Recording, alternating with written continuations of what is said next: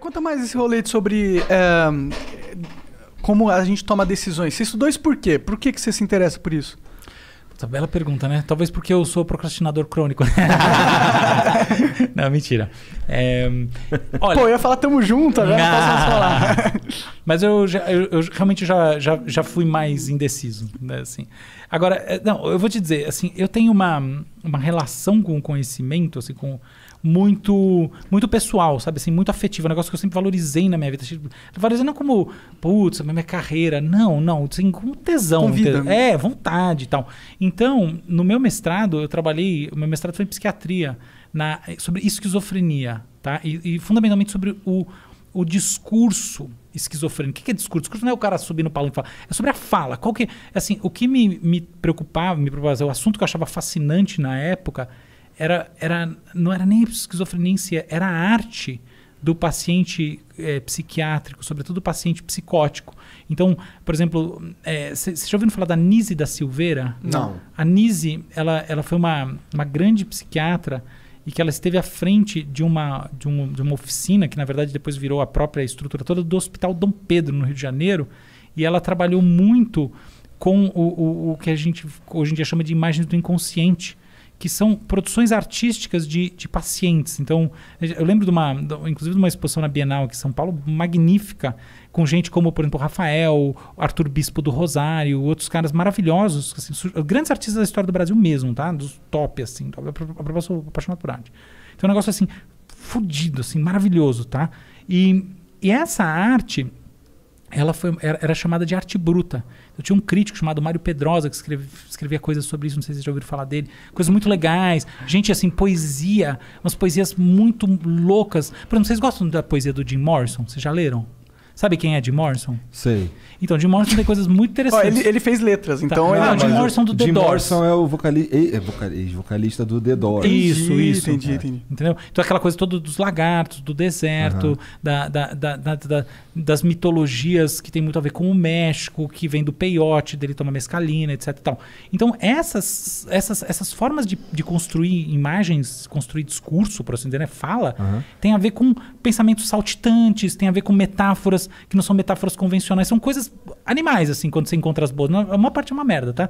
Mas no meio tem coisas maravilhosas. Tipo, esse artista, quem não conhece, precisa conhecer. Arthur Bispo do Rosário. O cara fazia, inclusive, muitas peças em roupa, assim, absurdas, coisas brutalmente maravilhosas. E ele era esquizofrênico, só pra entender, ele era esquizofrênico. Eu não sei exatamente o diagnóstico clínico, tá? Mas certamente entendi. Ele estava no espectro esquizofrênico. Se ele era esquizofrênico diretamente, se ele era um bipolar grave com alguma coisa tinha lá. Ele era o famoso paciente louco, tá? Louco de um manicômio, de uma época que os remédios eram uma merda e os tratamentos piores que os remédios. Então, os outros tratamentos. Então, vamos lá. O que acontece é que essa arte, ela não é irracional, mas ela é uma alternativa à racionalidade. É uma ruptura da racionalidade. Beleza. Pensa você, 3 anos da sua vida, trabalhando com isso. Focado. Eu lembro que eu tinha escrito, em algum momento, 270 páginas sobre esse assunto. E eu tomei a decisão que acho que foi a mais corajosa da minha vida, pensando bem. Eu joguei as 270 no lixo. Comecei do zero. Não foi que eu, vou aproveitar, vou dar uma trabalhada. Não. Queimou. Eu deixei lá para falar que eu joguei, eu deixei lá, tá? É óbvio, já era na época do computador. Floppy disk, mas era computador. Eu deixei lá e comecei do zero a escrever a dissertação de novo. Eu era criança, né? Foi 20 e poucos anos. Enfim, comecei de novo esse troço porque eu admiti para mim mesmo que eu não entendia direito. Eu não entendia os processos cognitivos no cérebro do paciente, eu não entendia nada direito, de fato, com consistência. E eu fui estudar esse negócio com consistência e fazer uma dissertação com mais consistência e tudo mais. Coisa de comecinho da carreira. Mas o que acontece é que esse tal, eu pensei no oposto. E qual que é o paradigma, o pináculo da racionalidade? O pináculo da racionalidade, do ponto de vista de processo, é a tomada de decisão. E é por isso que eu fui estudar a tomada de decisão, porque é o contraponto absoluto do ponto de vista de... Pensa numa filosofia, tá? Então você tem a filosofia do pensamento louco, né? Que é do paciente já ainda mais embebido em arte e tal. O oposto total é a tomada de decisão racional, calculada do ponto de vista do valor de cada uma das opções, em áreas do cérebro que tem totalmente a ver com a representação imagética das situações, da implementação do valor das coisas que estão ali dentro dessas paisagens mentais e tudo mais. Então eu migrei para esse ponto que é da racionalidade extrema, porque nesse parque de diversões, nada poderia ser mais divertido do que dominar as duas pontas e fazer a ponte entre elas. Foi essa curtição que eu fiquei a fim de ter ali. E aí o curioso foi que quando eu fui trabalhar com esse tema, eu fui trabalhar com um cara que até hoje é um dos meus grandes ídolos, tá? O ídolo é uma palavra babaca, né? Mas assim, um dos caras que eu admiro demais, que é o Luiz Roberto Brito. Ele era o diretor do ICB, é um grande cientista médico, genial, lá da USP. E eu fiquei na USP o tempo todo, até o fim do pós-doc. E, enfim, ele é um cara que assim, me deu muita liberdade. Ele tinha um laboratório sério de neurociência. Ele tem, né? Ele é líder, né? Que ele tem. E ele era muito sério, assim, muito... O laboratório era um laboratório de visão molecular, era um negócio assim muito, muito bom, muito técnico. O programa era um programa absolutamente técnico e sério em neurociências. Então, nessa, eu entrei num lance de fazer neurociências de verdade ali. E foi ali que eu entrei em contato, por exemplo, com software, com programação, para programar experimento, tá? Então não foi um negócio de onde que surgia. Não, é assim, tipo, vamos criar paradigmas sérios. Isso faz muitos anos, tá? 2006, né? Então, nem tantos anos, um pouquinho, mas já faz um tempinho. Eu comecei o doutorado em 2006. 2006, isso aí. Então ali eu fui trabalhar com isso. E o engraçado foi que no meio do caminho, beleza, então eu passei por essa experiência toda, e quando de construção, de pensamento, de entender neurociências a sério, eu lembro que assim, eu estudei para a prova o Candelzão, que é um livro de mais de 1000 páginas de neurociência, eu decorei ele inteiro. Então assim, houve um momento da minha vida que eu soube realmente qualquer coisa de neurociências básica entre 40 aspas, qualquer área de neurociência sobre qualquer coisa, qualquer circuito, qualquer reação química do cérebro, eu sabia tudo. Hoje eu esqueci uma parte, mas realmente eu levei isso a sério de verdade. E aí, naquele momento, eu me encontrei com o papo da loucura, por assim dizer, de novo. Porque eu achei que, na hora que eu fiz essa imersão, que legal mesmo seria entender o que é a contrapartida a essa racionalidade decisória. E o meu doutorado, ele apresenta uma nova tese, uma nova teoria sobre a intuição decisória e um conjunto de experimentos para provar a teoria, para tentar validar a teoria. É a única, que eu saiba, já criada no Brasil, e é realmente uma das teorias que estão aí, sabe, nesse mercado de ideias sobre processo decisório. Então, o que é essa... Qual que é a teoria? Você consegue explicar mais ou menos? Eu sei que é complexo. Consigo. Não é. Eu consigo. É que assim, eu só vou fazer uma ressalva, que é a seguinte. Quando você vai para uma coisa um pouco mais séria, por assim dizer, né? Quando você quer fazer uma diferença num campo, a primeira coisa que você tem que fazer é entender o que de fato as outras pessoas já fizeram. Então, a consequência disso é que a abrangência daquilo que você faz acaba sendo menor. Quando alguém fala assim, eu criei uma nova teoria da tomada de decisão, tenha certeza que é superficial. Ou esse sujeito tem 70 anos e uma trajetória e ele talvez ganhou um Nobel, vai ganhar, sei lá, ou é superficial. Tá? Então, é uma parte pequena que você pode acrescentar em alguma coisa e ainda ter alguma seriedade e relevância. E essa não é sobre a intuição em si, mas é sobre o seguinte. Muitas vezes, a gente se aproxima de um processo decisório quase que inclinados, quase que magnetizados por uma das opções. Existem 2 caras muito famosos nessa área. Um deles é o Daniel Kahneman, que ganhou o Nobel, que é um psicólogo que ganhou o Nobel de Economia. Outro é o Amos Tversky, que era parceiro dele, só não ganhou o Nobel porque morreu, que definiram isso à luz de um conceito muito famoso, que é uma dupla de conceitos, que é sistema 1 e sistema 2. Então você tem um primeiro processo de filtragem das opções, tá bom? Assim, isso aqui não interessa, tipo, vai jogar xadrez, vai jogar qualquer coisa, dama. Tem um monte de movimentos que você poderia fazer que você elimina do seu campo de considerações de maneira instantânea, porque é tão ruim, os movimentos seriam tão ruins que você já corta fora. Então esses não contam. Tá Mas bom? Eles são ruins perante a que lógica? Uma lógica racional? Exatamente. A gente fala assim que a utilidade esperada, o retorno esperado do movimento é uma merda, tá? Então você não vai jogar essa... Tem 4, 5 jogadas... Como é que um grão-mestre faz para jogar xadrez? Se ele for considerar todas as jogadas a cada momento, você tem mais movimentos num tabuleiro de xadrez do que átomos no planeta, tá? Sim. Então, se ele for considerar tudo isso, obviamente dá overload no cérebro, impossível, não vai jogar nunca. Sim. Então, assim, 99% dos movimentos são desconsiderados de início. Inconscientemente. Inconscientemente. Você entendeu? Então, você foca em alguns bons. Essa o brilhantismo do cérebro humano, e quando alguém quiser discutir a racionalidade intrínseca e você quiser dar razão para a pessoa, pense nisso. De fato, tem um framework que você é inteligente e pronto, por natureza. Então, beleza. Aí você olhou para algumas coisas e você eliminou muitas outras. Essas que te atraem naturalmente, elas te atraem porque elas têm pistas, por assim dizer, que são de relevância intrínseca para você. Você já, Sistema 1, o que quer dizer você fazer uma decisão de sistema 1? É que você imediatamente vai naquilo que tem sentido para você. Tipo assim, tem essas 2 tacinhas. Pega aí uma aí pra você tomar. Você não sabe o que é. Tipo aquele do Indiana Jones, que o cara... Sabe aquela cena maravilhosa que ele escolhe qual que é o cálice? Aquilo é brilhante, né? E ele escolhe, obviamente, ele vai, ele pensa um pouco, mas na hora do vamos ver, ele se deixa e pega o cálice mais humilde.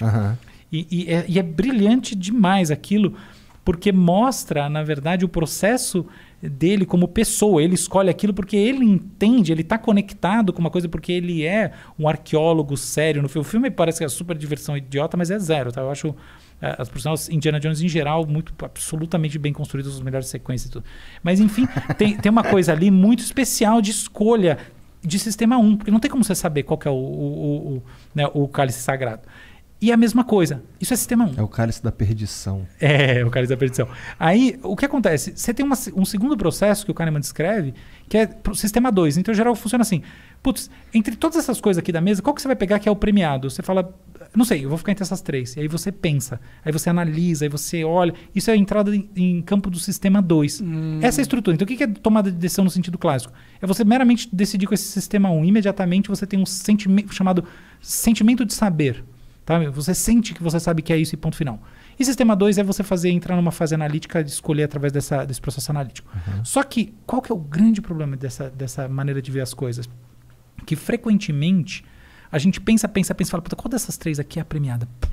E você chega à indecidibilidade. Por isso que eu brinquei com você lá atrás. Eu entrei no campo da tomada de decisão como procrastinador crônico, porque tem um fundinho de verdade. Que é o seguinte, eu não compro essa ideia de que é verdade que você vai lá, analisa e chega à decisão. Mentira. Falso. Muitas vezes você pensa e você termina na indecidibilidade. Por quê? Porque a decisão é sob incerteza, não é sob risco. Risco por exemplo, uma chance é o acaso de maneira conhecida. Então 30% e tal, 20%, 40%. Eu vou em 20% de chance de erro, porque é menor o erro, é decisão racional escolher esse copo aqui. Mas, quando é incerteza, eu não consigo dizer qual que é o risco, eu tenho que chutar. Eu tenho que ter alguma coisa. O que acontece? Muitas vezes, a gente termina na indecidibilidade a partir da racionalidade. Só que, às vezes, a gente está nisso, e aí a gente para, e de repente a gente tem um feeling, e a gente escolhe. Então, é um sistema 3. E o que eu fiz nesse campo foi trazer o sistema 3 e a descrição de como ele funciona. Por que existe uma intuição pós-analítica que leva a gente a escolher de maneira muito mais baseada no feeling do que na racionalidade, mas ela só surge quando a gente se esforçou para decidir racionalmente e não chegou lá. E a resposta para isso é a seguinte: pensa no termômetro, tá? O termômetro tem a temperatura, você está entre 36 e 37. Na verdade, tem eu posso fazer infinitas divisões entre 36 e 37. Então, essa lógica da coisa contínua, que eu não posso precisar onde ela está, é chamada lógica Fuse, tá? Então, eu tenho assim o termômetrozinho. O que acontece é que as palavras e as imagens mentais são tudo ou nada, né? Ou você tem isso ou você não tem aquilo. Ou esse é o certo ou aquele é o certo. Ou blá, blá, blá. Tipo, você vai escolher que profissão. Ou você vai escolher qual desses estúdios nós vamos alugar para botar o flow. Entendeu? Você tem... Aí chega uma hora que você não consegue, do ponto de vista racional, dizer qual que é a sua escolha. Dá 33% de todas as escolhas. Você tá lá... Exatamente. Você tá meio empatado do ponto de vista das visões. Você fala, esse aqui tem isso, esse outro tem isso. Puta, sei lá. Só que enquanto você tá quebrando a cabeça tentando, o que acontece é que as emoções... Ou, na verdade, não emoções. O sentimento funciona como uma lógica Fuse, um termômetro. Então, o que acontece, o truque da intuição... do sistema 3 é que num determinado momento você desiste de tentar mentalizar o objeto e decidir a partir dele. E quando você faz isso, há um truque cognitivo que acontece dentro de você, que você se volta para esse termômetrozinho do afeto que ficou fazendo uma medida paralela enquanto você tentava resolver a coisa de maneira racional e não conseguia, e aí a partir disso você tem essa inclinação e esse sentimento de saber. Entendeu? Então foi isso foi essa teoria nova que eu trouxe para o campo e aí as coisas que eu criei para tentar prová-la, assim, para embasar. O que você criou para tentar provar? Experimentos com tomada de decisão usando decisões processo decisório que não tem opção certa. Entendi. Dá um exemplo. Pô, eu sei um exemplo. Inclusive, quando você estava explicando, eu falei, puta, quando eu tô no iFood, acontece isso. Eu não sei o que pedir, porque tudo é bom, tá ligado? Eu posso pedir o que eu quiser. Perfeito. Não, perfeito. É exatamente. E eu fico uma hora olhando a porra do iFood ali com fome pra caralho. Não, de repente eu me canso, falo, qualquer merda mesmo. Tá bom, mas imagina a situação que você tá você é casado? Eu namoro. Tá, você tá com sua namorada e você realmente é um momento que você tá falando, não vou escolher qualquer merda, vou escolher um negócio legal. Sim, sim. Não acontece que de repente você tá pensando, daí você fala, puta, fodeu, sei lá. Aí de repente vem. Sim. Isso aqui. É desse processinho. Que raios acontece nessa hora? O que acontece nessa hora é que você para de mentalizar, de representar no seu cérebro os objetos em si que estão na tomada de decisão, que são os modelos mentais das opções, e você deixa que emerja em você as experiências afetivas que foram sendo acumuladas enquanto você quebrava a cabeça e tentava encontrar eles. Aí você fala, puta, já sei, eu vou nesse japonês aqui. Isso é muito interessante, cara, porque eu consigo fazer um paralelo com grandes ideias que surgiram. Tipo, muitos caras que falam, pô, eu tive essa ideia, eu nem tava pensando muito, eu tava jogando futebol. Falou tudo, e cara, do tem nada... tudo a ver com criatividade. Tipo, normalmente são as melhores ideias. As melhores ideias surgem do nada, assim, surgem quando você não tá buscando elas. Mas aí você argumenta, surgem depois de você já ter passado um tempo buscando elas e não encontrando. Muito legal, Monark, exatamente isso. Entendi. Genial, cara. É isso mesmo. É exatamente. Caralho. É sobre esse processo. Primeira vez que alguém fala que o Monark é genial. Primeira vez mesmo. Vai ver que é mentira. Eu acho que é. Não, mas essa foi uma sacada muito legal. Sim. Foi uma sacada muito perspicaz. Eu tô tentando entender o que você tá falando. Acho que mais. Você trouxe um novo capítulo e é muito verdadeiro. Porque, em geral, a gente tá falando de decisão, mas isso que eu tô... Na verdade, eu já fui nessa sua linha no passado, que assim, não se aplica só a decisão, tá? Como é que depois a gente quebra... Por que é importante quebrar a cabeça? Não, assim, as pessoas falam pra mim, poxa, qual que é o valor da tomada de decisão intuitiva, né? Porque como eu produzi muita coisa em intuição, eu falava, o cara vai dizer que intuição é ótimo. Eu falei, é você dormir tranquilo, entendeu? Você achar que você escolheu bem, só que a intuição não vai te fazer escolher bem nada, entendeu? Não tem isso. A intuição é simplesmente um sentimento de saber que te dá uma calma, uma segurança de que sua escolha foi melhor. Não é isso que está em jogo. A questão é, quando você passa pelo processo todo e você se esforça e fica alguma coisa em você. E essa coisa, o conhecimento das coisas, a relação com os objetos, o viver o mundo, te traz experiências que essas sim podem ser intuitivas. Tem muito a ver, por exemplo, com música, né? Sabe, músico de jazz, toca. Aí de repente tem uma hora que o cara vai lá, ou a cara vai lá e faz aquele solo, aquela coisa que você fala assim, nossa, mas isso aqui foi muito fundamental. Isso aqui foi muito... Essas as batidas. O Brasil tem muitos, por exemplo, bateristas que fazem... Você ouve aquela batida e fala, cara, é isso. Essa é a bateria. É isso que eu tô falando, entendeu? Vem de um processo, não é que aquilo foi pensado, aquilo não foi pensado, mas não é também que é a mera intuição, não. Aquilo é o pós-processamento de uma fase que começou num feeling, mas ela passou pelo esforço. E quando ela abandonou o esforço, que ela chegou no sublime. Entendi. Pô, da hora demais, eu concordo.